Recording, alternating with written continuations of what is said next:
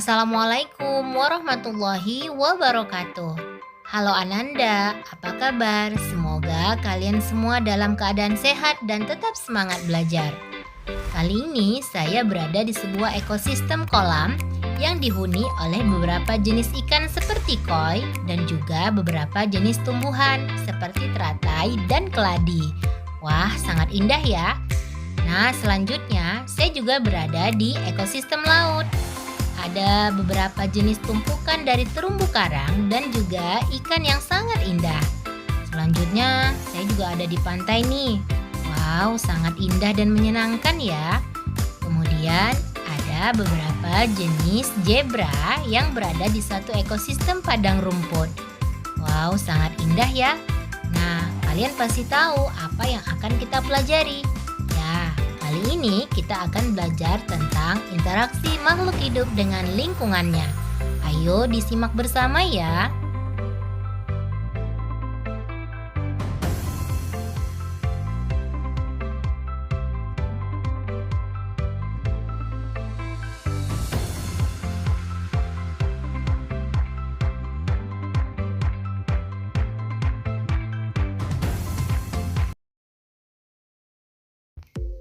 Kalian pasti pernah melihat kupu-kupu yang hinggap di bunga. Kupu-kupu membantu terjadinya penyerbukan, dan kupu-kupu akan mendapatkan nutrisi dari bunga tersebut. Manusia dan hewan juga membutuhkan tanaman dan tumbuh-tumbuhan agar manusia dan hewan bisa melakukan aktivitasnya. Jika ini semua tidak terjadi, bagaimana ya? Maka dalam satu lingkungan dibutuhkan adanya interaksi antara organisme yang satu dengan yang lainnya.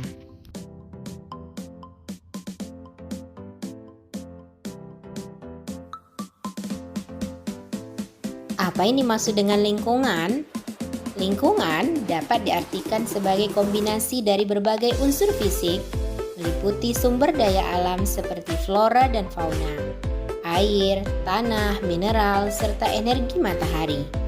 Lingkungan secara umum adalah segala sesuatu yang berada di sekitar manusia, yang tinggal secara bersama-sama dan kemudian saling mempengaruhi satu sama lain terhadap kondisi kehidupan manusia tersebut. Apabila kita perhatikan lingkungan di sekitar kita, mungkin kita akan menemukan sekelompok sapi sedang makan rumput, tanaman rumput yang bergerombol, serta sebatang pohon mangga yang rindang dan tumbuh subur. Kelompok sapi yang sedang makan rumput, segerombolan tanaman rumput, dan sebatang pohon mangga apabila membentuk suatu kesatuan dalam suatu lingkungan disebut sebagai satuan organisasi kehidupan dalam ekosistem. Satuan organisasi kehidupan dalam ekosistem terdiri atas individu, populasi, komunitas, ekosistem, bioma, dan biosfer. Satuan ekosistem yang pertama dimulai dari individu. Individu adalah makhluk hidup yang berdiri sendiri yang secara fisiologis bersifat bebas atau tidak mempunyai hubungan dengan sesamanya. Individu juga disebut satuan makhluk hidup tunggal, misalnya seorang manusia, seekor hewan, ataupun sebatang pohon. Satuan ekosistem selanjutnya adalah populasi. Populasi adalah sekelompok makhluk hidup dengan spesies yang sama yang hidup di suatu wilayah yang sama dalam kurun waktu yang sama pula. Suatu organisme disebut sejenis bila memenuhi persyaratan sebagai berikut: menempati daerah atau habitat yang sama, mempunyai persamaan bentuk, susunan tubuh dan aktivitas, serta mampu menghasilkan keturunan yang subur, yaitu yang mampu berkembang biak.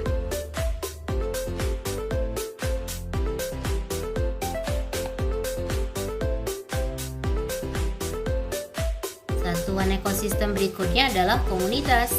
Komunitas adalah seluruh populasi yang menempati daerah yang sama.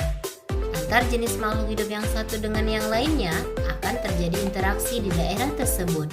Kemudian interaksi itu akan membentuk suatu kumpulan di mana setiap individu menemukan lingkungan yang dapat memenuhi kebutuhan hidupnya.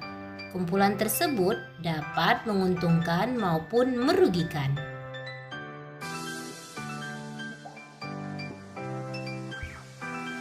Komunitas dibedakan menjadi dua macam, yaitu komunitas akuatik, yaitu kelompok makhluk hidup yang hidup di perairan seperti kolam, sungai, danau, dan laut.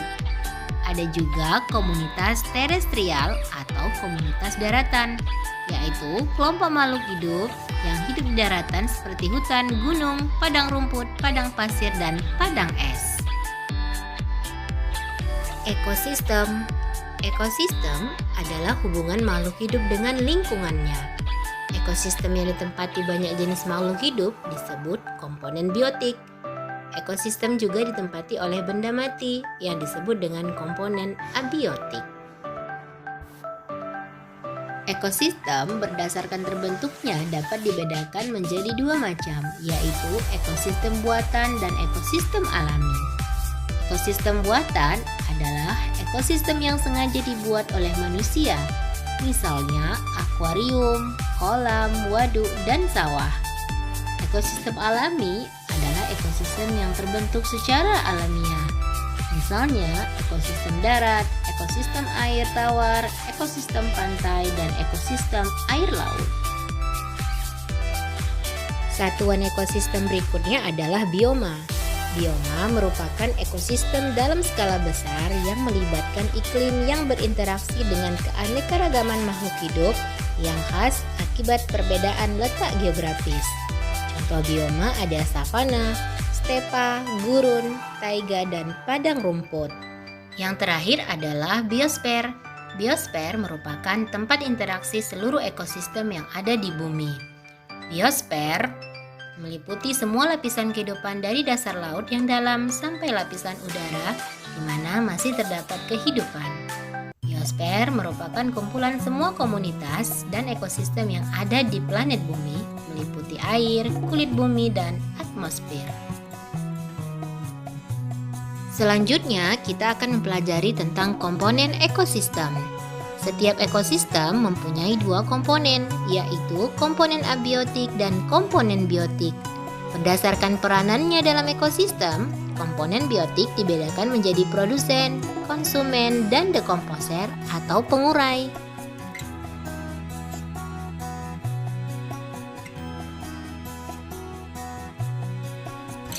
Interaksi dalam ekosistem. Dalam suatu ekosistem, di antara komponen-komponen terjadi interaksi atau hubungan timbal balik. Interaksi itu dapat terjadi antara komponen abiotik dengan biotik atau antara komponen biotik dengan biotik. Pola interaksi antara komponen biotik dalam suatu ekosistem dapat dibedakan menjadi netral, predasi, simbiosis, kompetisi, dan antibiosis. Yang pertama, netralisme. Netralisme adalah hubungan antara makhluk hidup berbeda jenis yang tidak saling mempengaruhi meskipun makhluk hidup tersebut berada dalam habitat yang sama. Contohnya, interaksi antara kucing dan ayam di kebun. Kucing dan ayam tidak saling mempengaruhi karena mereka mempunyai jenis makanan yang berbeda. Simbiosis mutualisme adalah hubungan antara makhluk hidup yang saling menguntungkan. Contohnya antara lebah dan bunga. Lebah akan mendapatkan madu dari bunga, dan bunga akan terbantu terjadinya penyerbukan. Contoh lain adalah burung jalak dan kerbau. Burung jalak akan mendapatkan makanan dari tubuh kerbau. Contoh lain ada bakteri rhizobium yang terdapat pada bintil akar kacang-kacangan dan menghasilkan nitrogen. Simbiosis komensalisme merupakan simbiosis yang menguntungkan satu pihak, sedangkan pihak lain tidak diuntungkan maupun dirugikan. Contohnya, ikan remora dengan ikan hiu.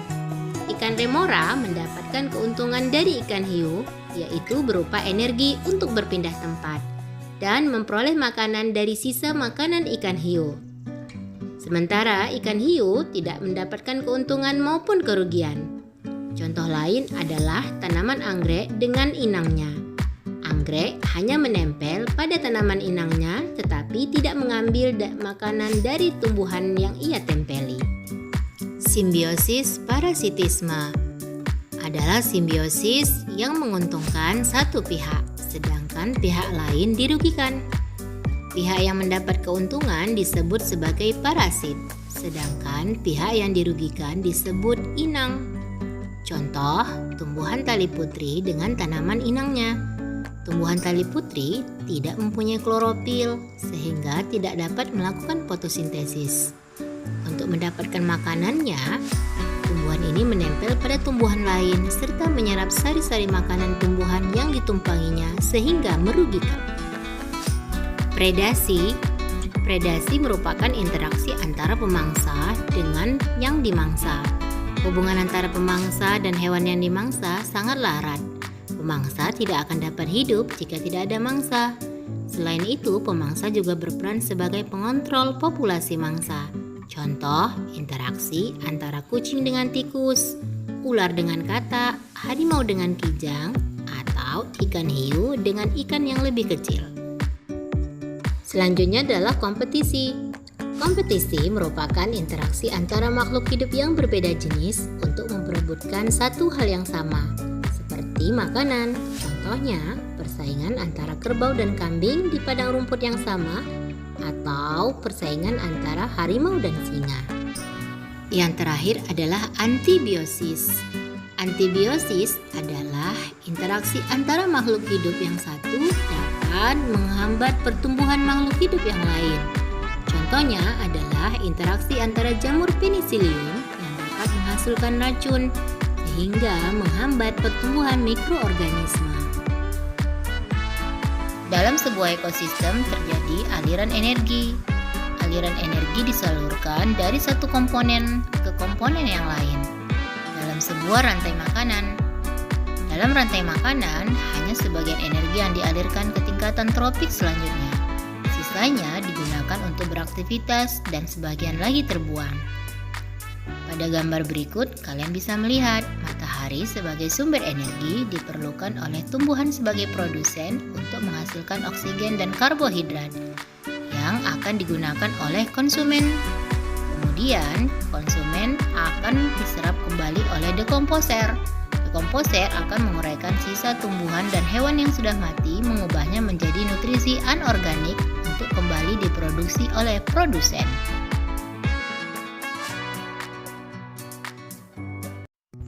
Interaksi antar komponen ekosistem. Antara komponen biotik dan abiotik dapat terjadi interaksi.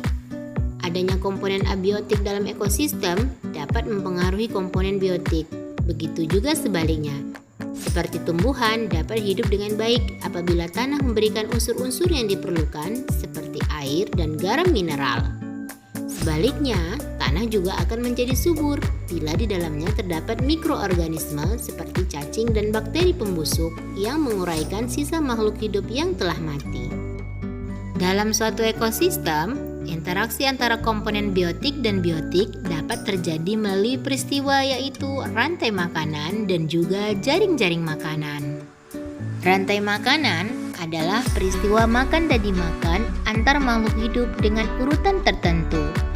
Hanya ada satu jenis makhluk hidup yang menempati dalam satu tingkatan tropik, seperti tumbuhan sebagai produsen dimakan oleh konsumen satu, sampai dengan konsumen terakhir sampai diuraikan. Jaring-jaring makanan adalah peristiwa makan dan dimakan dalam suatu ekosistem sehingga terjadi perpindahan energi tanpa mengikuti pola tertentu, atau bisa disebut sebagai sekumpulan rantai makanan yang saling berhubungan. Piramida makanan adalah gambaran secara umum hubungan antar komponen biotik dalam sebuah ekosistem. Terdapat perbedaan antara piramida makanan dengan rantai makanan, karena piramida makanan memberikan gambaran interaksi antar komponen biotik yang lebih dari sekedar peristiwa makan dan dimakan dalam rantai makanan. Dalam ekosistem, tumbuhan berperan sebagai produsen yang memiliki jumlah populasi lebih besar dibandingkan dengan tingkat tropik lainnya.